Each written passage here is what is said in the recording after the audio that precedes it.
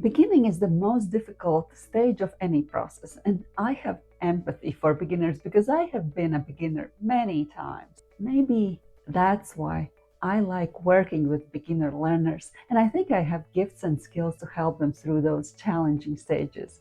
For that reason, I also sat down with Leah Ellis, who has a unique business. Not only does she teach kids to be entrepreneurs and run real businesses, but she also teaches other adults how to teach these skills to kids. From a brain health perspective, as an Amen University certified brain health coach, I loved to learn about Leah's business because when we are very young, we have open neural plasticity that can be directed easily. So it should be directed responsibly, and that's what Leah does. And as someone who also creates these episodes to give you business ideas, maybe this will be the one. But now listen in to hear this conversation with Leah Ellis after this channel jingle. Welcome to She Became CEO, the podcast for women transforming body, mindset, relationships, and money. I'm your host, Ilze B. And here we speak boldly, heal deeply, and lead lives we're proud of. This is about becoming the CEO of your voice, your business, and your life on your terms. Let's begin.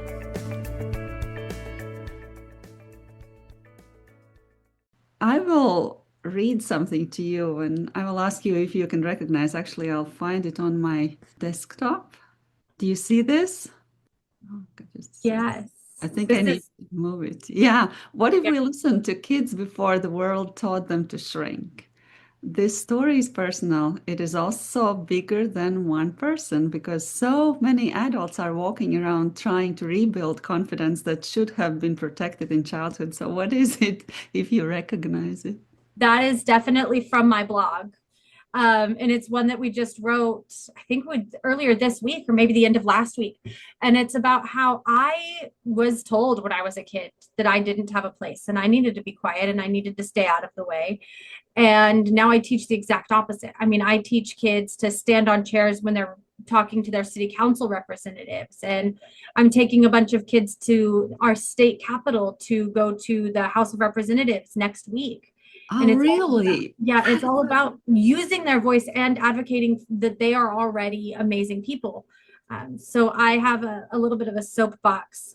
I really hate the phrase children are the future because it becomes this scapegoat that we don't have to let them teach anything now because they'll do it later. They're the future. And I teach them that they are the present and they can do things right now.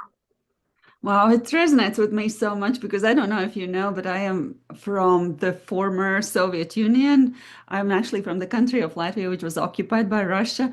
And we were not allowed to have any private property, any private businesses at all. So obviously, we didn't have any entrepreneurial, like we were not allowed if even if our parents wanted us to do. But I see that here after I've moved to the US, so many people don't know about anything about entrepreneurship, but even not about finances and money stuff. And that is just kind of mind-blowing for me. Yeah, and scary.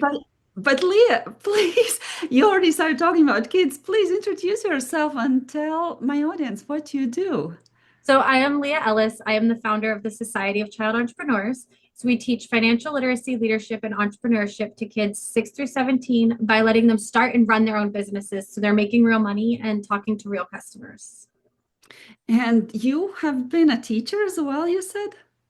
Yes, in a very specific way. I taught in an in-home childcare. So I taught 3 and 4-year-olds engineering curriculum.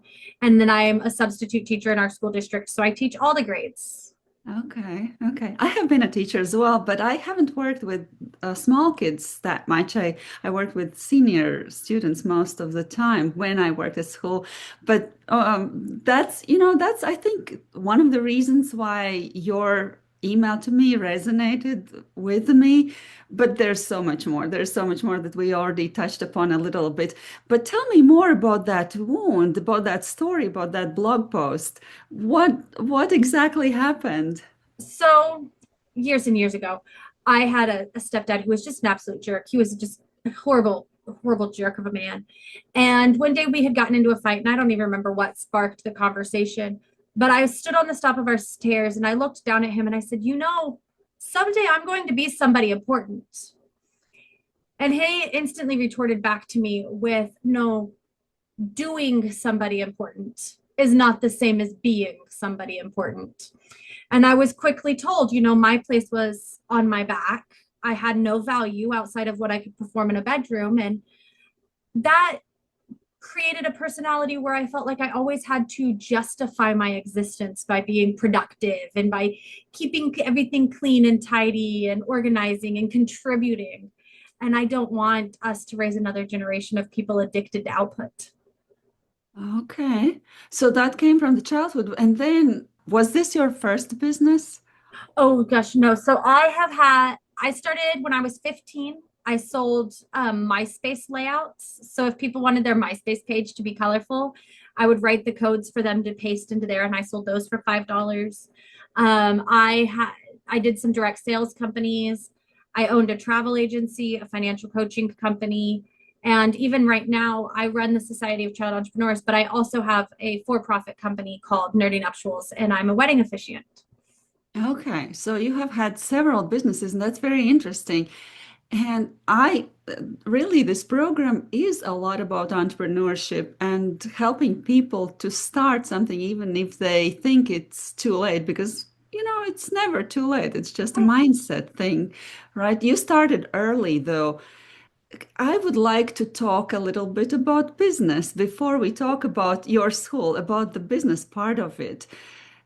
What what kind of business model is it? Let me ask you it this way. So we're a nonprofit, and then we have three options that people can join us with. So we have a membership program that is in person, where people can join us for regular in-person events. Then we have a membership program that is online, so people that don't live within driving distance of us can still be a part of weekly challenges, lesson plans, and for some of the at a cost membership tiers, they can also even do live Zoom conferences with me and do in person or virtual programming with their child entrepreneurs.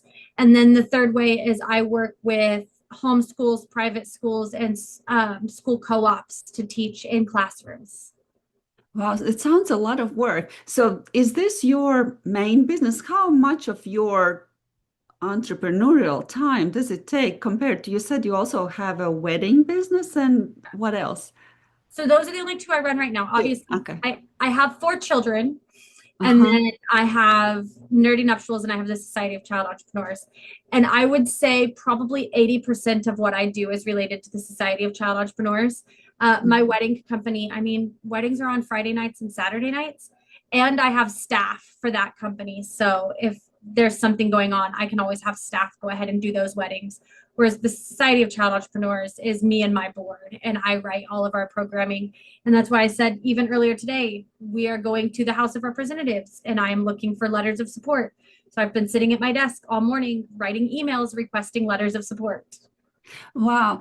I had somebody on this program and she was talking about passion businesses and boring businesses. And this really sounds like your passion business. So, Oh, can I ask you, is it financially viable? yes and no. Okay. So, right now, because we are a very new nonprofit, we are very skin and bones. I pretty much anything we make on programming goes directly back into the programming as we're developing. Yeah. But we are looking at in the next year to 2 years, some of the programs that we've built, we will be able to start selling.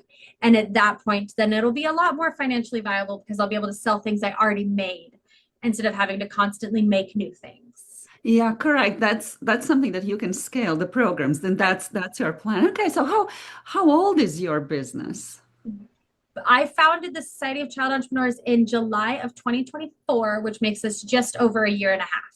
Oh, okay. So Just yeah, little things. usually businesses barely break even during the first year. So okay, you have Yeah. good plans then. And so what would you say, what education somebody needs or what skills somebody needs to do something like you're doing? Um, it's a lot of niche specific education and entrepreneurial knowledge and knowing how the kids' brains work and how they want to learn and how to get them in the right groups. And then the entrepreneurial knowledge of knowing what they need to learn and in what order they need to learn it and how that looks in real life. Or wait a year and just buy the curriculum from me. And then all you have to do is be able to present to the kids, hold good conversations, and read my lesson plans. That is so amazing. Yeah. I think that, people can pretend if they think that they are too late and they don't have that, very foundational information, education, or knowledge. Yeah, they can pretend that they buy it for somebody, for kids or whatever, and they can learn from you. That's a They can great idea. absolutely join too. People ask me that all the time. They ask if I teach adults. Uh-huh. And while I do talk to adults about how to lead children, I don't teach business to adults because I'm too busy teaching it to kids. Right. Yeah. Oh, wow. So, and you said one would need entrepreneurial uh, education or experience or whatever. Where did you learn that? I learned through just lots of experience and lots of training videos. I mean, there is a lot to be said for the fact that we live in a world where you can get on YouTube and you can start essentially building your own MBA via YouTube videos. And what do you need to know about business? And I've learned a lot of things through failure and the school of hard knocks and which things did I do in my business that didn't work and which things did, and then being able to finesse that for the children into this is the things that are regularly successful and these are the things that are risks I don't recommend. Yeah, that's wonderful. Yeah, life experience is really the most valuable, in my opinion. Oh yeah. Absolutely. Yeah. And then if you can learn from someone else's mistakes, and you said that you have had mistakes, as we all do, do you put any of those lessons in your curriculum as well? I do talk to the kids about things I've done in business and why I don't recommend they do them. I have a story about how my husband and I spent $7,000 on this expo that was supposed to be the biggest thing we had ever done for our business. And then they changed the layout of the event and we ended up in the back corner. And instead of seeing the 10 to 15,000 people they anticipated we were going to see, we saw maybe 2 to 300 people. And we made no money on that show. And so now we ask a lot more questions about where our booth will be and what the target audience is and what the draws of the event are, because we learned it the hard way. I also don't like making our program all about me and how my entrepreneurial journey went. So we created, I wrote this book. It's called Sparks to Stars, the story of Astra and Zeke. And then we created our characters, Astra and Zeke. And Oh, they are 10 and 12-year-old business partners who run their own business coaching company. And we're able to write stories about common entrepreneurial mistakes and how to address them through a business coach. So the kids can learn these problems through story, which is an amazing way to teach children when they don't have the experience to learn through failure. Story is the next best thing. oh, that is so creative. That is awesome. So you said 36 weeks. Why 36 weeks? The standard American school year is about 36 weeks from August to late June, early July would be roughly 36 weeks. And so it's designed to be one lesson per week of the school year. Okay, so can you say that in a way you compete with the public school system? I supplement the public school system because Uh-huh. I come as an after school program or a summer camp into the school when the teachers are done.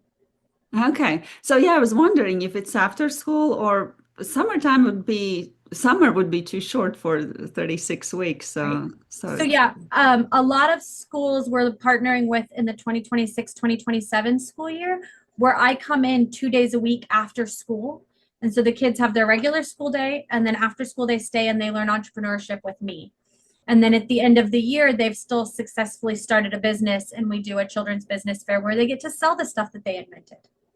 So that product that you are creating, that's a book. Is it for children or is it like a teacher's manual and then workbook for children? What is it exactly? So it's a teacher's manual. So it's essentially, it's a great big old binder full of all of the things to say, all of the things the kids have to do, and then all of the worksheets for the Okay. kids to create. So that then if you buy it, you read the lesson and you photocopy the worksheets and you give them to the students. And then the students fill out their workbook as they're going through and they build their business. And then at the end of the course, the kids have a journal of everything they've learned about their business. And you start over the next school year making photocopies of the same lessons again. Oh, that is awesome. Now I understand it better how what you were going to talk about with me today would help my audience. If you can teach somebody else something that you learn, you actually learn faster. So if an Yeah. adult learns this way and then teaches it to some kids, Yeah. many people benefit. That's so wonderful. That's Right. a great concept.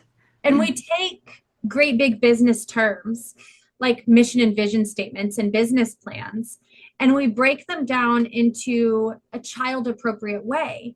But child appropriate just means introductory. Uh-huh. So, for instance, we tell the kids that your business plan is the recipe for how you want to run your business. What are the ingredients you need? What are the steps to make it successful? That's all a business plan is, your ingredients and your steps to do it. Your mission and vision statement is going to be the seed of why you've started your business and the tree that you want it to turn into. Like they Hmm. understand these terms, and then when we Yeah. apply it to business, then it's easy to redo, teach it again, practice it, grow it into new ways with this really easy foundation. Oh, that is wonderful.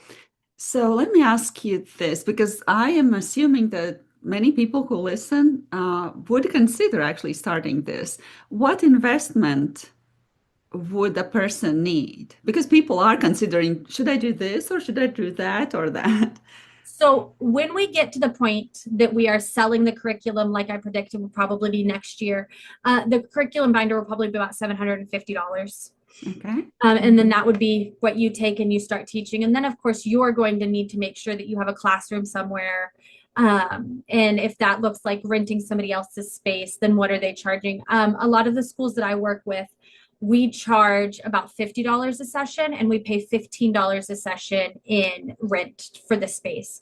So we Okay. still make $35 per kid in our registration fees. Okay. So you're actually renting somewhere, Yep. someplace. Okay.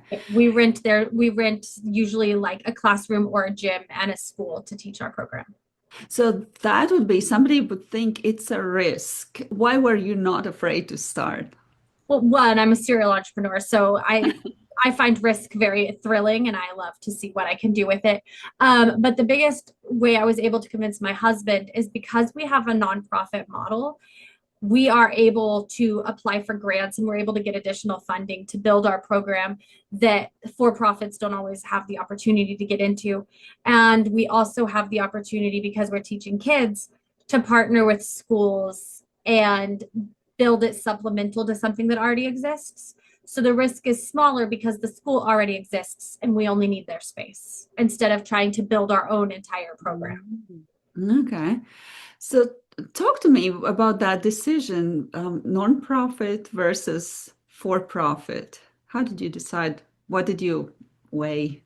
Right. So, I mean, I've done for profit. I mean, several times I've run for profit businesses, and I know that it can be really hard to run a for profit business and very rewarding. And when you run a for profit, you're in charge. So you can do as a solopreneur whatever you want to do with your business, and you don't answer to anybody but yourself.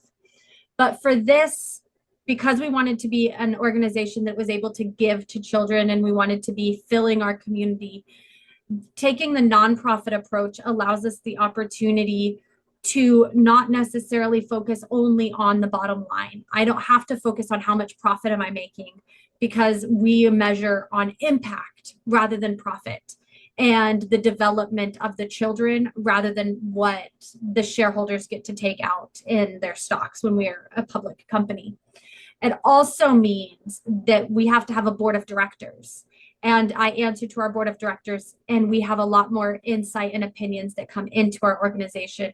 So we're fed through, we have more ways for people to feed knowledge into our program. And being a nonprofit gives us that opportunity to pull in additional leaders more easily and to measure on impact instead of measuring on finance. Okay. I don't know much about nonprofit. I haven't had nonprofit before, but I am learning about it. So I'm actually personally curious about it.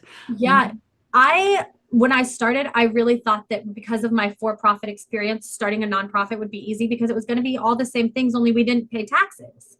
And it is very much not the same thing. Nonprofit is definitely a different world. There are things that are easier and there are things that are harder. Um, but I think the opportunity is just amazing for us as a nonprofit. Mm. I would like to ask so many things, but I'm just thinking, what would my audience like to hear? Yeah. Maybe share a little bit about the beginning. How would you encourage people to start something like it? So I think that for us, I did a children's business fair and I saw that there was already interest and demand in our community. And then I was able to say, okay, I know there is already an audience for this. So how can we fill that need with our nonprofit? And so we knew pretty quickly that we would have an audience. And so I think even when I teach entrepreneurship to the kids, one of the first things I tell them is do your market research. Who's going to buy it? Where are they? How do you communicate with them? And so that's where we started was, is there an audience? What does it look like? And then we started doing that marketing to get people interested in joining so that then when we did our big launch, people knew what was coming and they were ready to join us. Yeah, that's a classic way to start something. Did you take any loan? Yes and no.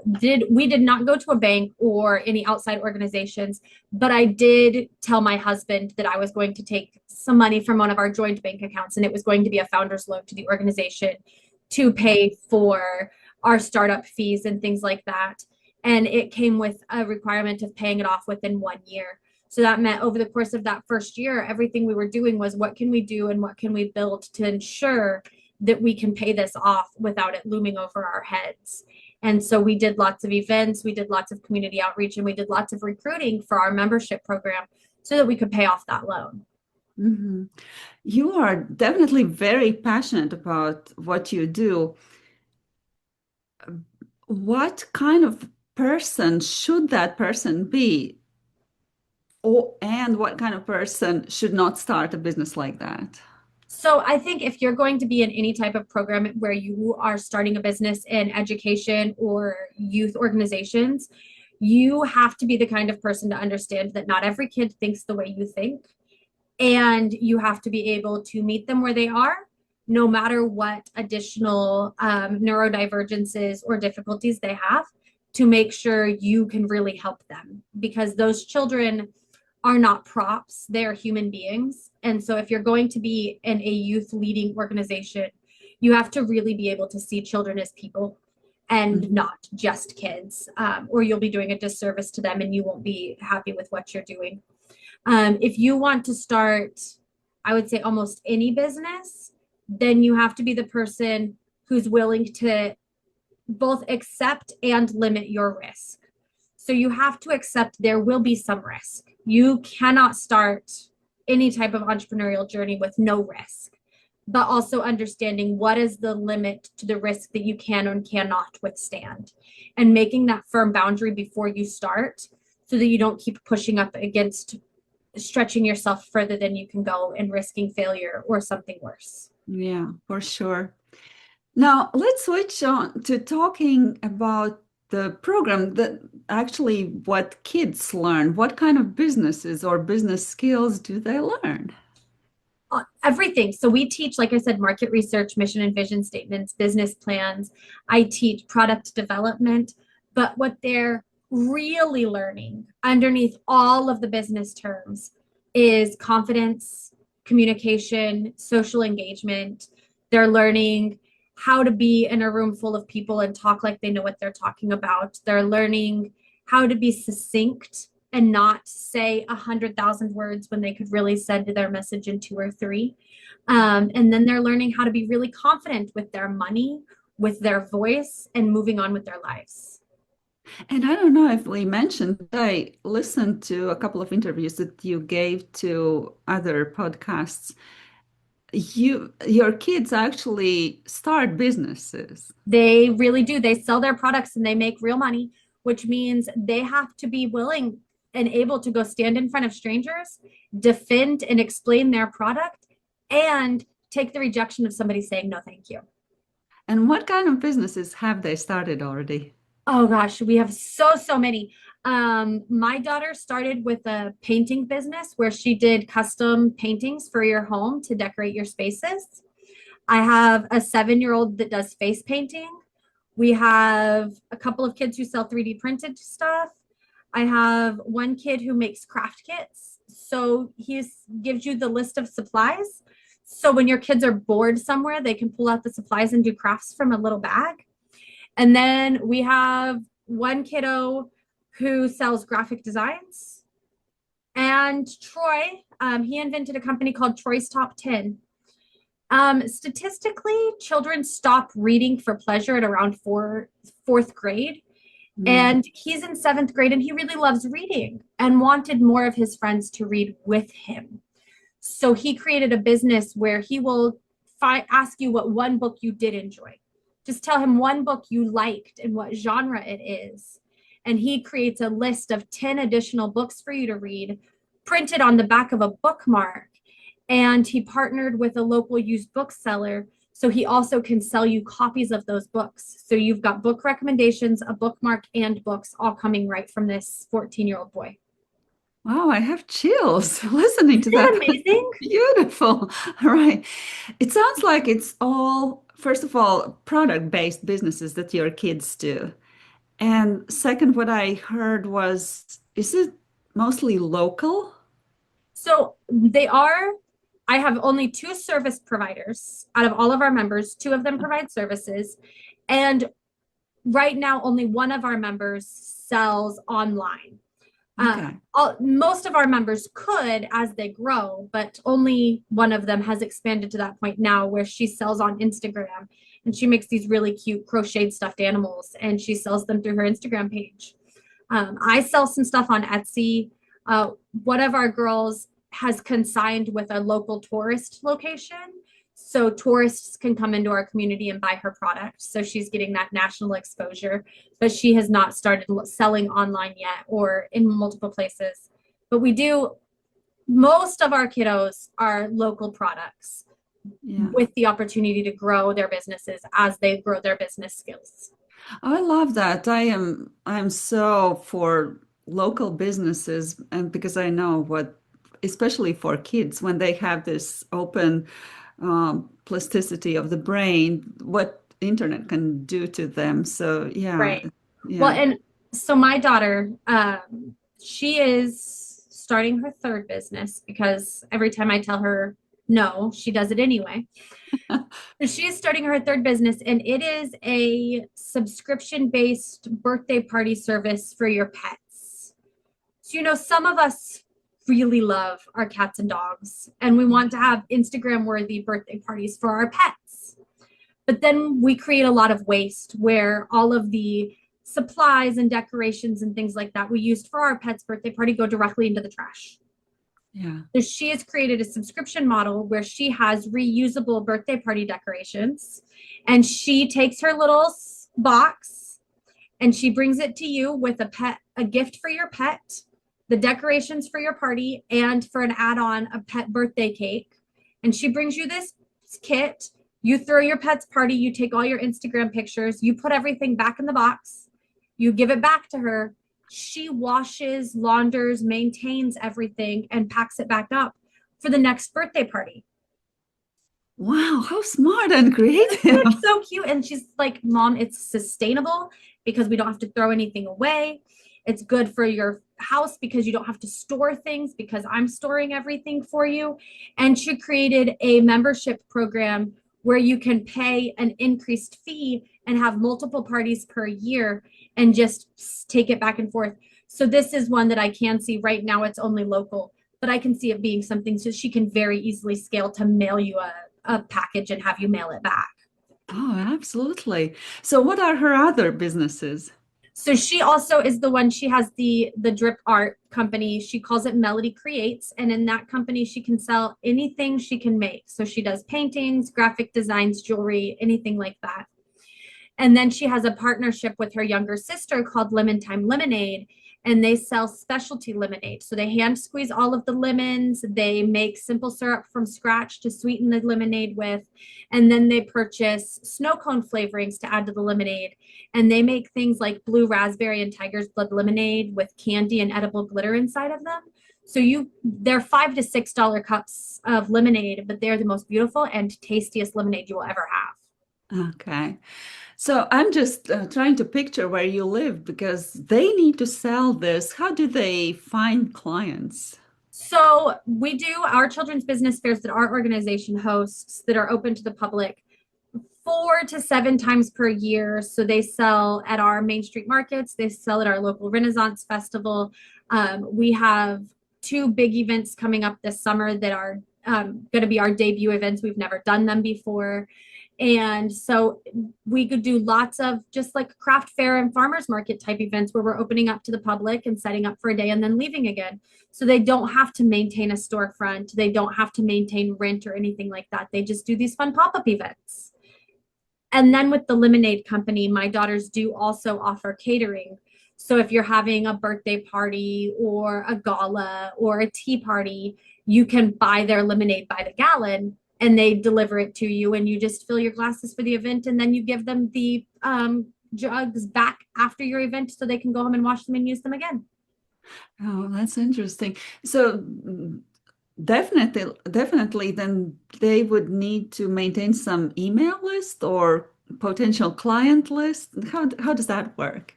So for the catering stuff, right now, because my girls are 7 and 10, the people who want to do it are people who know me personally. So they Okay. text me and Yeah. I do the back end, like where does it need to be and at what time. And the girls make the lemonade and then I drive them to where they need to be. But I can see them as they get older. And they are setting up their own email accounts and their own websites. Melody takes orders for her paintings via a Google form and being able to access those programs themselves. That's so I love this concept. The more I listen, the more I love it. Well, thank you for sharing this. Is there something that you would like to say that I didn't ask to you? So a lot of times people ask me, how does this work really with a family? Because even if you say you want to teach your kid entrepreneurship, it's really hard to know where to start. And so I tell people if it's your kid, it's your grandkid, it's your niece, your nephew, it's kids in a classroom. Sit down and ask them what's one thing that they've noticed in the last day or 2 days that annoys them and how would they fix it? And then when they tell you, ask them, how does it work? How could you make money off of that? And just continue deeply asking how, because then they will build the business. And then all you have to do is help them find where they're going to sell it. That's a wonderful coaching approach. I love Yep. it. Ask Yeah, how a whole bunch. yeah, because then you get to the root. Mm-hmm.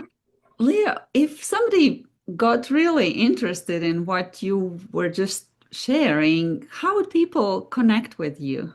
So the two easiest places are our website, and the shorthand for that is SOCEICT.org, or our Facebook page, which is Society of Child Entrepreneurs. Those are the two places where you can connect with us quickest and then decide where you want to go from there. And who exactly are you inviting? What kind of people? Parents, teachers, or If you are a business owner who wants to know how you can support child entrepreneurs in your community, if you're a parent who wants to help your own children, or if you're an educator who wants to help your students, all of them are perfect fits. And I really do want to specifically say for you business owners, because it's really easy to say, I don't have kids at home anymore. This doesn't apply to me. But you are absolutely the mentors that we need in those classrooms with those kids because they need to hear what your story was like. And if you can do it, they can do it too. Totally. And where would they be located? So all of our programs are in South Central Kansas, but as we grow, there will be programs hopefully worldwide. Okay. All right. Let's say just the United States probably right now. Yeah. Yeah, I'm thinking about the law and stuff like that. Do you also help to figure out the legal stuff since you are locally based? And I don't know, there's probably some. So that's part of why I mentioned that we're going to the House of Representatives. There are Mhm. only 5 states right now in our country that have laws that allow for child entrepreneurship as a Mm. differentiation from adult entrepreneurship. So I am actually working on changing the law in Kansas to allow for child entrepreneurship. And so I do research each state, what their child entrepreneurship laws are, and what we can do to change it to match what I'm proposing here in Kansas so the children have more opportunities. Oh, wonderful. Well, you're such a great resource and so creative, and people really, really need it. And I hope that some people who listen would really reach out and start something like it. Thank you I so would love much. it. Thank Thank you you so so much much. for having me. I hope you got some ideas after listening to this conversation. And if you'd like to be notified on more, subscribe to my weekly newsletter at shebecameceo.com.